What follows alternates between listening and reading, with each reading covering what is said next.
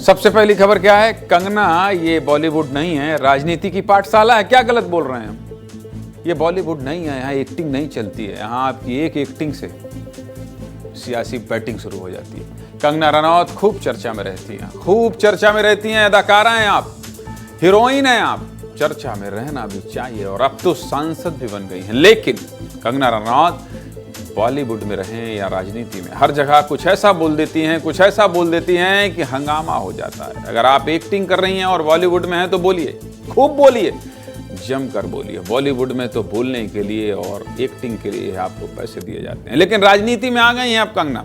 और राजनीति आसान नहीं है कंगना रनौत। आपके एक बयान से पूरी की पूरी राजनीतिक पिक्चर बदल जाती है। कंगना ने कृषि कानून को लेकर बयान दिया, खूब हंगामा मचा, खूब बवाल हुआ, जिसके बाद कंगना रनौत फिर से एक बयान जारी की और अब अपने बयान को वापस ले लिया है। आज कंगना को खूब सुनाएंगे, कंगना की हर तस्वीर दिखाएंगे, लेकिन सबसे पहले शुरुआत आज के बयान से करते हैं। सुना दीजिए कंगना ने पहले क्या बयान दिया था और अब सफाई में क्या कह रही हैं। और हाँ, कंगना रनौत, पार्टी की किरकिरी हो रही है आपके इन बयानों से, और आप पहले बयान देती हैं, उसके बाद आकर माफी मांगती हैं। इससे आपकी भी किरकिरी हो रही है। और हाँ, राजनीति की पाठशाला में का खा गा घा सीखने और समझने की खूब जरूरत है आपको। आपकी पार्टी की किरकिरी भी नहीं होगी और आके आपको दुखी मन से, बोझिल मन से माफी भी नहीं मांगना पड़ेगा। दिखाइए क्या कहा था पहले और सफाई में क्या कह रही हैं, उसके बाद आगे विस्तार से बात करेंगे।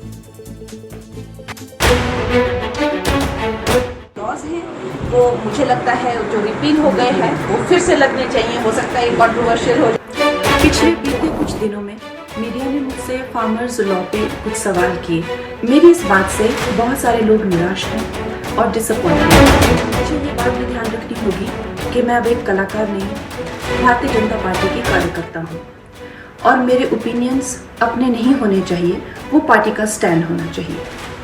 तो अगर मैंने अपने शब्दों से और अपनी सोच से किसी को डिसअपॉइंट किया है, मुझे खेद रहेगा। I take my words back. Thank you.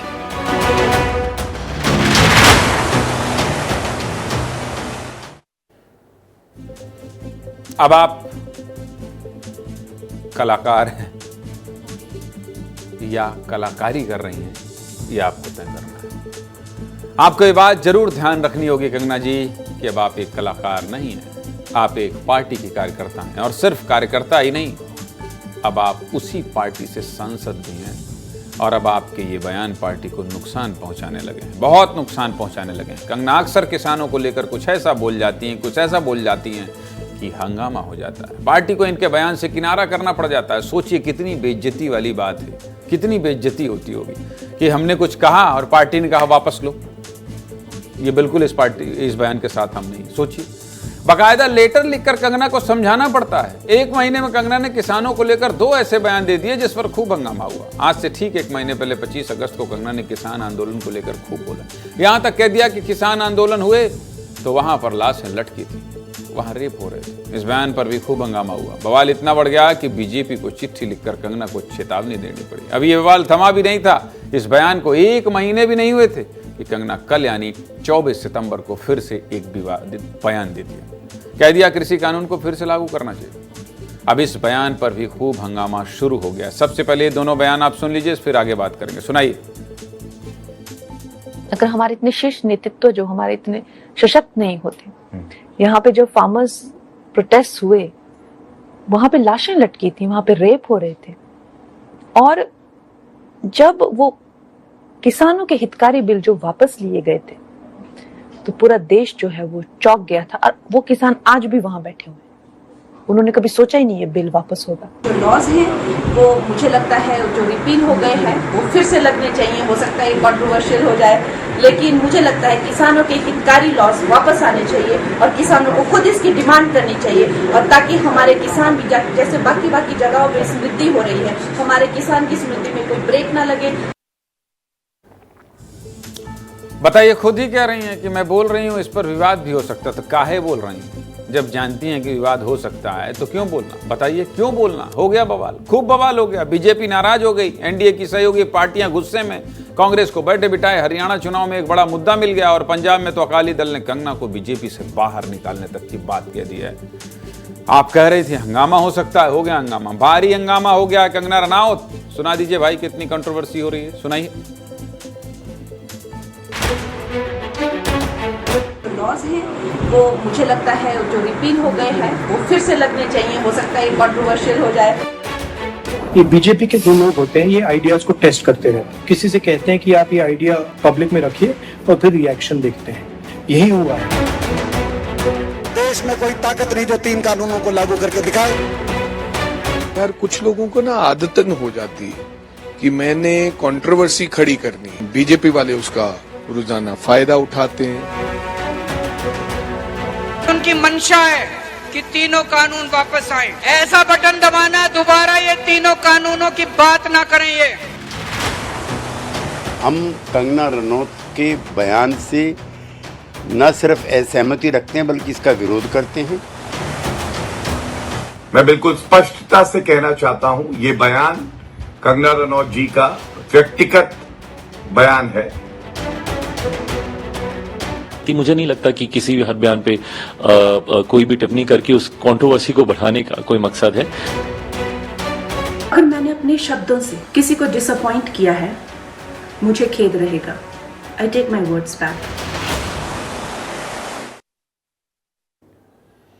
आप अब राजनेता हैं, सांसद हैं, बहुत ध्यान रखना होगा आपको, बहुत ज्यादा ध्यान रखना होगा भाई। राजनीति बहुत आसान नहीं है कंगना रनावत जी। मानते हैं आप बहुत बड़ी एक्टर हैं और बहुत महंगी एक्टर भी हैं। कंगना एक फिल्म के लिए 20 से 22 करोड़ तक चार्ज करती हैं, लेकिन कंगना बॉलीवुड के लिए आउटसाइडर थी। मतलब कंगना ने अपना मुकाम खुद बनाया, इसकी इज्जत है बॉलीवुड में और खूब नाम भी कमाया, इसकी भी इज्जत और पैसा भी कमाया। कंगना बहुत अच्छा बोलती हैं, बहुत अच्छी एक्टिंग करती हैं, माना बहुत बढ़िया एक्टिंग करती हैं, तारीफ कर देते हैं भाई आपकी एक्टिंग। कंगना अब सुर्खियों में है तो सोचा कंगना की हर तस्वीर दिखाई जाए। और ये सब क्यों दिखा रहा हूं, क्योंकि कंगना ने आज अपनी सफाई में ही कहा है, अब याद रखना होगा कि मैं अब सिर्फ कलाकार नहीं हूं। सही बात है, अब आपको जनता ने चुना है कंगना रनावत, एक पार्टी ने आपको टिकट दिया है और अब आपकी वजह से पार्टी को नुकसान हो रहा है, समझना तो पड़ेगा।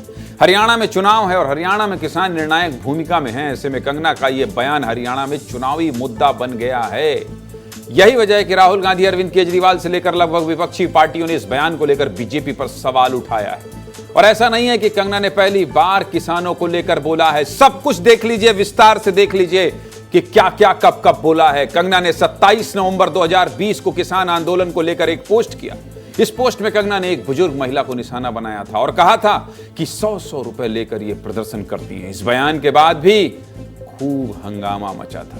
इसके बाद कंगना ने फरवरी 2021 में भी किसान आंदोलन पर एक पोस्ट किया और कंगना ने आंदोलन कर रहे किसानों को आतंकवादी कह दिया था। कंगना के इस बयान पर भी खूब हंगामा हुआ, बवाल मचा।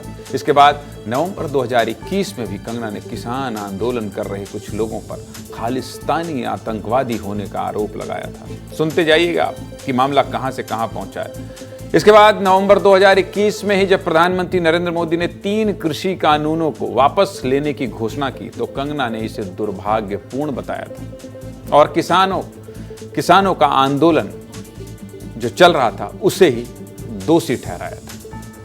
यह बयान देती नहीं कंगना, किसान पहले से ही कंगना से बहुत नाराज थे। 2024 के लोकसभा चुनाव में कंगना को बीजेपी ने टिकट दिया और मंडी सीट से जीतकर कंगना संसद भी पहुंच गई। लेकिन कंगना और विवाद तो भाई साहब साथ साथ चलते हैं। ये तस्वीर देखिए, दिखाइए भाई।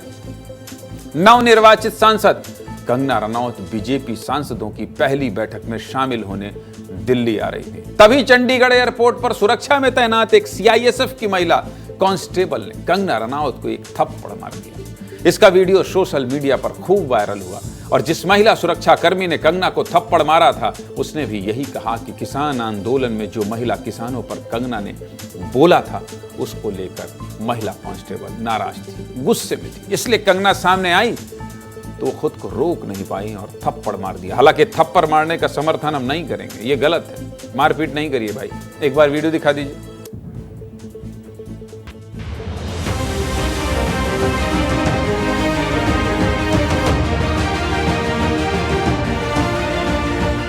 बयान दिया था ना कि 100 रुपए के लिए बैठी है। जब इसने बयान दिया था।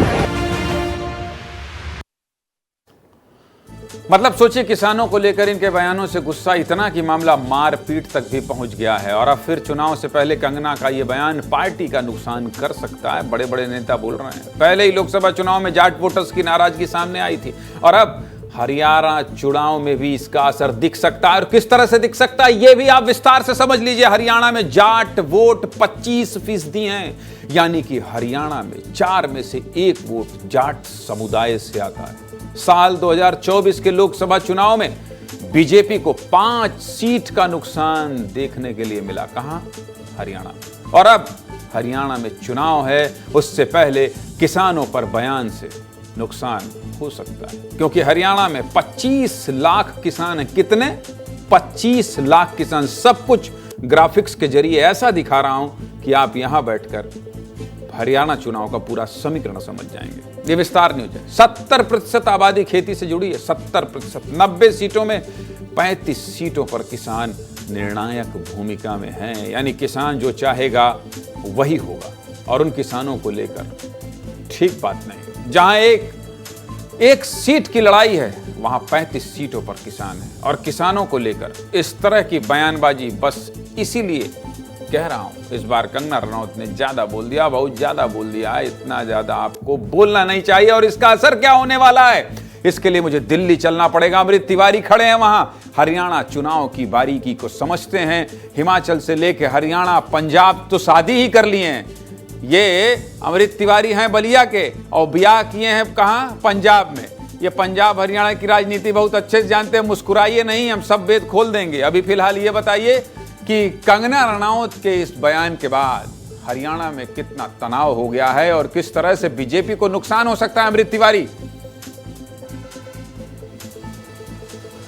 ज्ञानेंद्र जी, देखिए, हरियाणा चुनाव के मद्देनजर अगर कंगना के बयान को देखें तो उनके बयान ने आग में घी नहीं बल्कि बारूद डालने का काम कर दिया है। और अब जो हरियाणा में पहले से ही बीजेपी जहां किसान आंदोलन के सेंटिमेंट तले बहुत ज़्यादा दबी हुई थी, अब वो और ज़्यादा रसातल में जाती हुई दिख रही है। गाँव देहातों में आप सोचिए ऐसी हालत हो गई। फतेहाबाद के जो प्रत्याशी बीजेपी के हैं, उनको पहले ही जो है किसानों ने ट्रैक्टर से घेर लिया था। उनको रेस्क्यू करना पड़ा, पुलिस को निकालना पड़ा। इस कदर का विद्रोह जो है अंदरूनी इलाकों में देखा जा रहा है। अनिल विज बहुत बड़े नेता हैं अंबाला के, उनका घेराव हो गया। तो आप सोचिए कि जमीनी स्तर पे जो किसानों का सेंटीमेंट है, वो सिर्फ किसान ही नहीं बल्कि जो आड़ती हैं, उनसे जुड़े और बिजनेस से जुड़े हुए लोग हैं, वो भी इसके खिलाफ हैं। और कंगना ऑलरेडी और ज्यादा इसमें कहा जाए कि बारूद डालने का काम कर रही है। ऐसे में बीजेपी जो पहले से ही बैकफुट पे थी और पीछे जाती हुई दिखाई दे रही है। और कांग्रेस जो कि एक वहां मुख्य विपक्षी पार्टी है, प्रतिरोधी है, प्रतिद्वंदी है उनकी, वो इसको स्कोर करती हुई नजर आ रही है। और उसकी तरफ से साफ साफ उसके नेता हर रैली में यही कह रहे हैं कि देखिए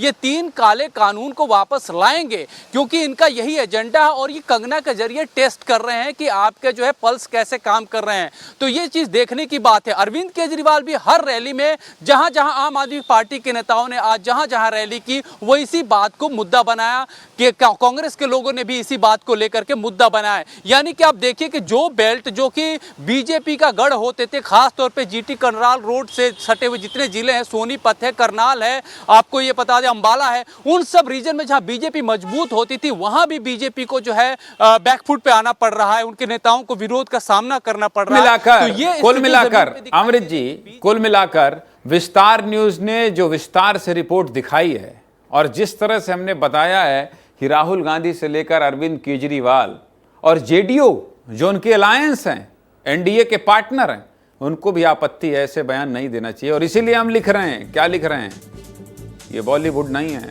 राजनीति की पाठशाला है। कुछ दिन इस स्कूल में जाना पड़ेगा। बहुत शुक्रिया अमृत जी, बहुत शुक्रिया आपका तमाम बारीकियों को समझाने के लिए। बहुत बहुत धन्यवाद।